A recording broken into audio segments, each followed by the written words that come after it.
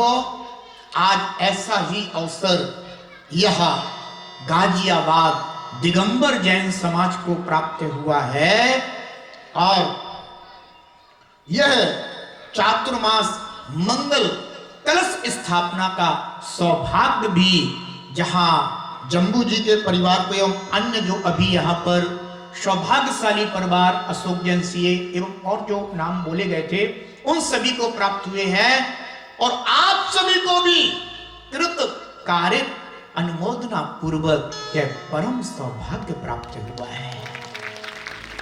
मेरा आप सभी के लिए इस गुरु पूर्णिमा के पावन अवसर पर यही आशीर्वाद है, जीवन में और कहीं जुड़ पाओ ना जुड़ पाओ लेकिन गुरु से हमेशा जुड़े रहना।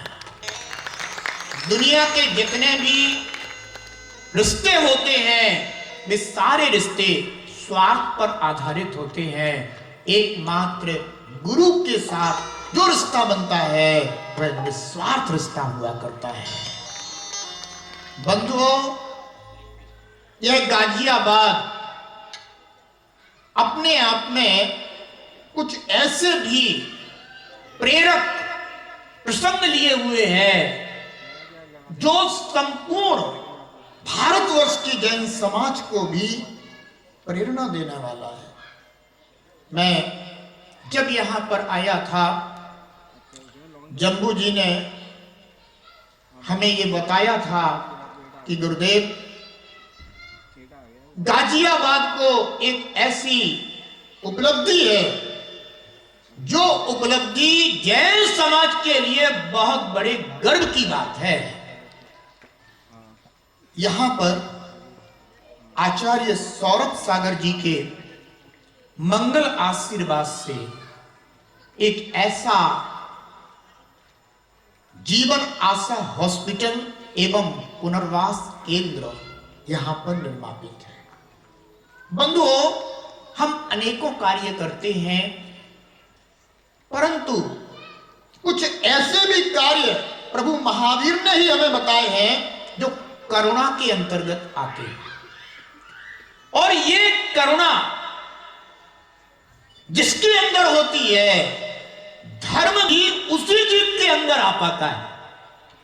हम चाहते हैं कि हमारे अंदर धर्म हो लेकिन धर्म तब तक प्रवेश नहीं करता जब तक हमारे अंदर करुणा प्रवेश नहीं करती।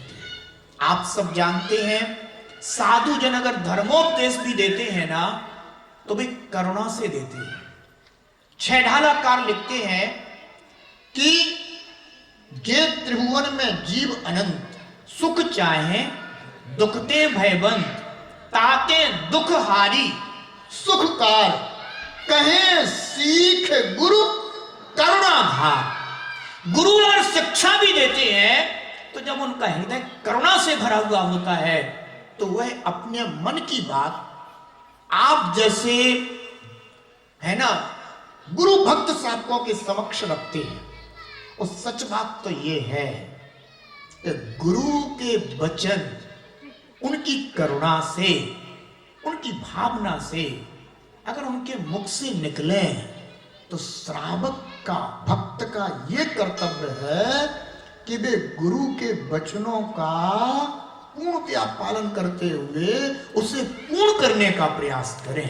वही भक्त है, सच्चा भक्त वही है जो गुरु के मुख से निकले हुए वचनों को पूर्ण करने के लिए अपना तन मन धन और जीवन समर्पित कर देता है। कभी आचार्य सौरभ सागर जी इधर आए, उनके मन में भी ये भाव उठे कि एक ऐसा हॉस्पिटल यहां पर भी स्थापित हो जो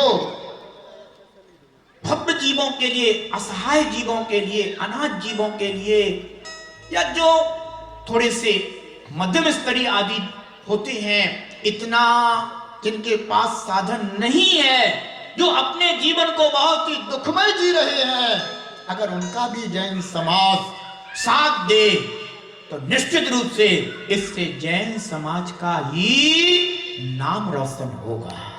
ये बात उन्होंने सभी लोग जानते हैं जम्बू जी को।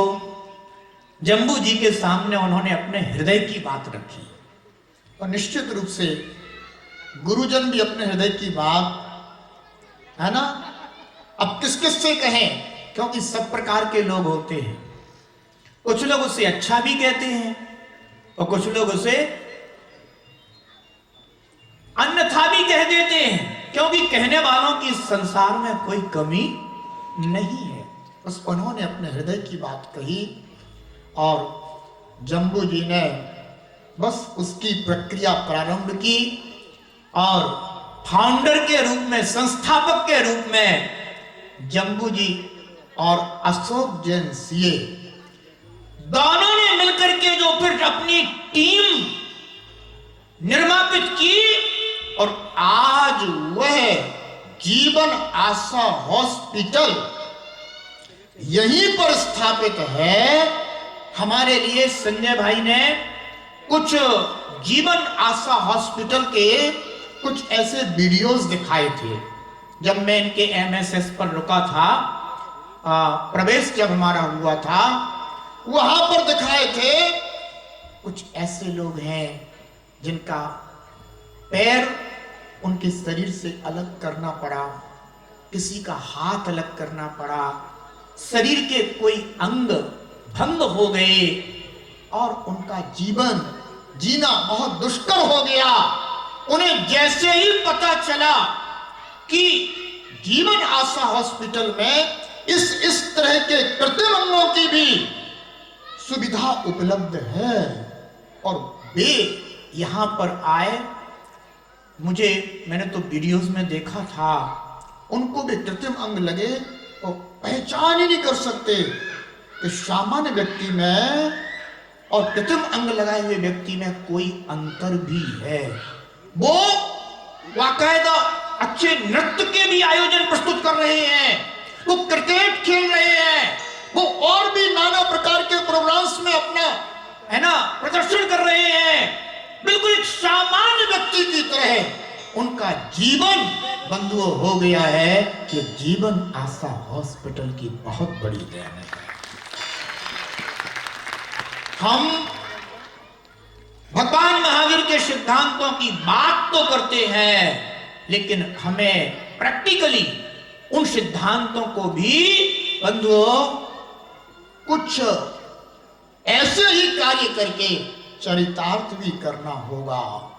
मेरा बहुत बहुत आशीर्वाद है। वैसे जम्बू जी ने मुझसे एक बात और कही थी, उन्होंने मुझसे ये कहा था कि गुरुदेव, हम यहाँ पर जो है ना, जो वो बच्चे हैं वो भी प्रोग्राम देते हैं और हम उनका एक प्रोग्राम भी यहाँ पर जो है ना रखेंगे, लेकिन समय कम, व्यवस्थाएं ज्यादा। निश्चित रूप से आगामी समय में वह भी अपन देखेंगे।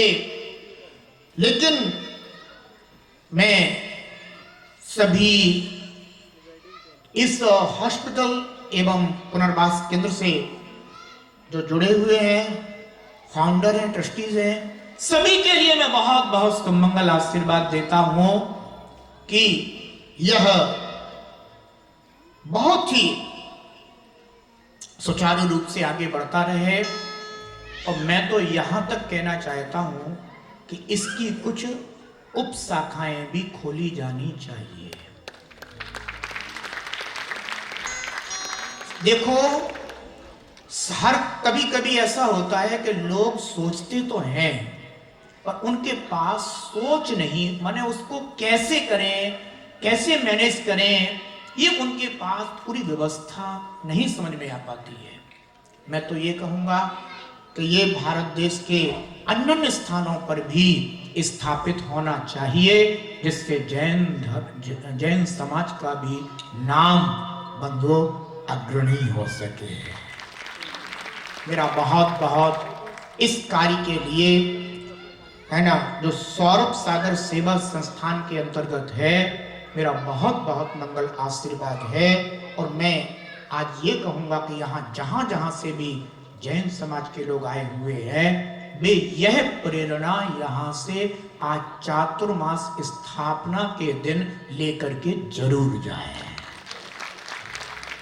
तो मैं समझूंगा कि आज मुझे गाजियाबाद में चातुर्मास स्थापना का सही है ना सार्थक फल प्राप्त हुआ है। बहुत बहुत शुभ मंगल आशीर्वाद है। जैन समाज ऐसे कार्यों में भी अग्रणी बने। निश्चित रूप से यह कार्य वर्तमान में बहुत आवश्यक है।